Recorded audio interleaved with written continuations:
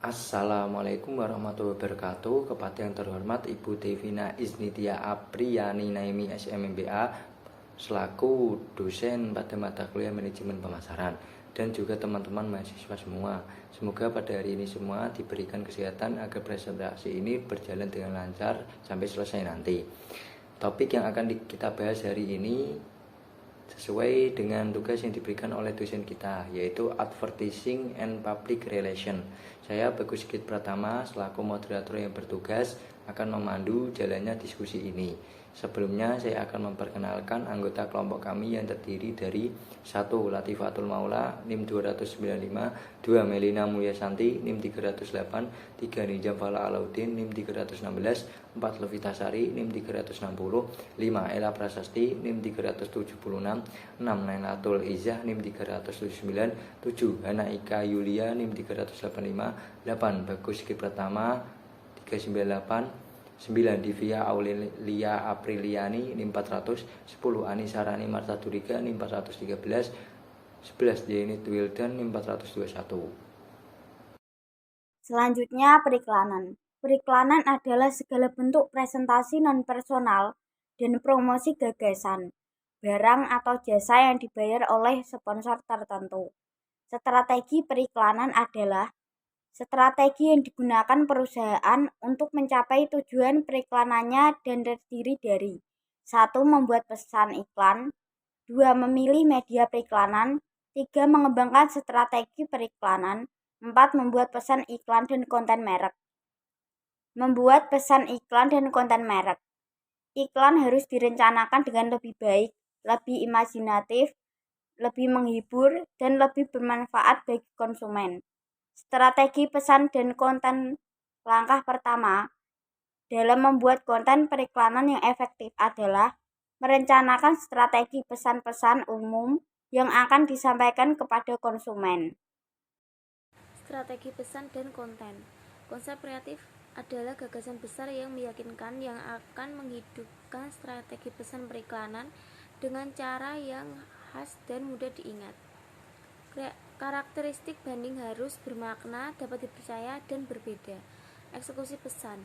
Eksekusi pesan adalah saat pengiklanan mengubah ide pasar menjadi eksekusi iklan aktual yang akan menarik perhatian dan minat pasar sasaran. Tim kreatif harus menemukan pendekatan, gaya, nada, kata, dan format terbaik untuk mengeksekusi pesan.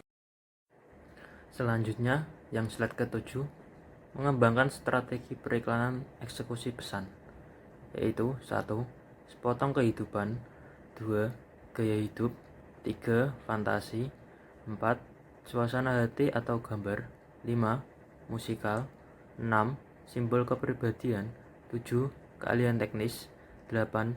Bukti ilmiah, 9. Kesaksian atau dukungan. Slide selanjutnya, eksekusi pesan. 1. Nada, 2. Positif atau negatif, 3. Kata-kata yang menarik perhatian, 4. Format, 5. Ilustrasi, 6. Judul, 7. Salinan. Selanjutnya, konten buatan konsumen. Konsumen mengirim ide pesan iklan, video, dan konten merek lainnya. Menggabungkan suara pelanggan ke dalam pesan merek. Menghasilkan keterlibatan pelanggan yang lebih besar. Kemudian, memilih media iklan. Langkah-langkah utama dalam memilih media periklanan adalah menentukan jangkauan, frekuensi, dampak, dan keterlibatan. Memilih di antara jenis media utama, memilih kendaraan media tertentu, memilih waktu media. Mengembangkan strategi periklanan, menentukan jangkauan, frekuensi, dampak, dan keterlibatan. Pertama, jangkauan adalah ukuran presentasi orang di pasar sasaran yang terpapar kampanye iklan selama periode waktu tertentu. Yang kedua, frekuensi adalah ukuran beberapa kali rata-rata orang di pasar sasaran terpapar pesan. Ketiga, dampak adalah nilai kualitatif dari paparan pesan melalui media tertentu. Keempat, keterlibatan adalah ukuran dari hal-hal seperti peringkat, jumlah pembaca, jumlah pendengar, dan rasio klik tayang.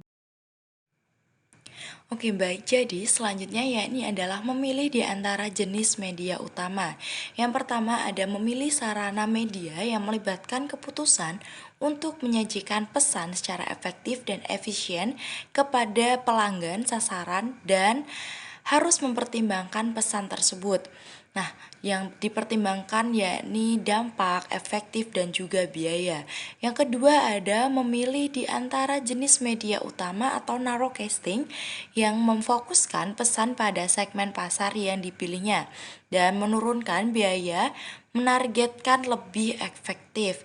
Yang ketiga ada memilih kendaraan media tertentu, misalnya televisi, majalah, kendaraan online, dan seluler. Baik, selanjutnya ada memutuskan waktu media. Nah, saat memutuskan waktu media ini, perencanaan harus mempertimbangkan yang pertama musiman, pola iklan, kontinuitas penjadwalan secara merata dalam jangka waktu tertentu, dan juga pulsing scheduling atau tidak merata dalam jangka waktu tertentu. Mengevaluasi efektivitas periklanan dan pengembalian investasi periklanan. Efek komunikasi menunjukkan apakah iklan dan media mengkomunikasikan pesan iklan dengan baik dan dapat diuji sebelum atau sesudah iklan berjalan. Efek penjualan dan laba membandingkan penjualan dan laba masa lalu dengan pengeluaran masa lalu atau melalui eksperimen. Next, pengembalian investasi. Periklanan adalah laba bersih atas investasi periklanan dibagi dengan biaya investasi periklanan. Hubungan masyarakat. Hubungan masyarakat melibatkan membangun hubungan baik dengan berbagai publik perusahaan dengan memperoleh publik yang menguntungkan. Membangun citra perusahaan yang baik dan menangani atau menghilangkan rumor, cerita, dan peristiwa yang tidak menguntungkan. Lobby melibatkan membangun dan memelihara hubungan dengan legislator dan pejabat pemerintah untuk mempengaruhi undang-undang dan peraturan. Hubungan investor melibatkan hubungan dengan pemegang saham dan orang lain dalam komunitas keuangan.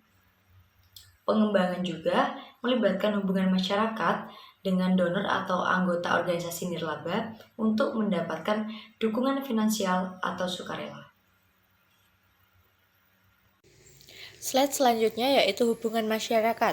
Yang pertama, hubungan pers atau agen pers melibatkan penciptaan dan penempatan informasi yang layak diberitakan untuk menarik perhatian seseorang, produk, atau layanan. Yang kedua, publisitas produk melibatkan publikasi produk tertentu. Yang ketiga, urusan publik melibatkan membangun dan memelihara hubungan masyarakat, nasional atau lokal. Selanjutnya yaitu peran dan dampak humas. Yang pertama, biaya lebih rendah daripada iklan. Yang kedua, dampak yang lebih kuat pada kesadaran publik daripada iklan. Dan yang terakhir, memiliki kekuatan untuk melibatkan konsumen dan menjadikan mereka bagian dari kisah merek. Slide yang selanjutnya yaitu alat humas utama. Yang pertama ada berita, yang kedua ada pidato, yang ketiga ada acara khusus, yang keempat ada bahan tertulis, yang kelima ada materi identitas perusahaan, yang keenam kegiatan pelayanan publik, yang ketujuh pemasaran berdengung, yang kedelapan jaringan sosial, yang kesembilan internet. Selanjutnya yaitu pemasaran online. Pemasaran online mengacu pada pemasaran melalui internet menggunakan situs web perusahaan, iklan dan promosi online, pemasaran email, video online, dan blog. Iklan online. Iklan online adalah iklan yang muncul sementara konsumen melihat di internet dan mencakup tampilan iklan. Iklan yang berhubungan dengan pencarian, iklan online, dan bentuk-bentuk lainnya.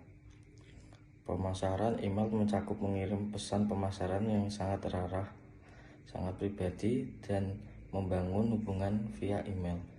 Spam tidak diminta, pesan email komersial yang tidak diinginkan.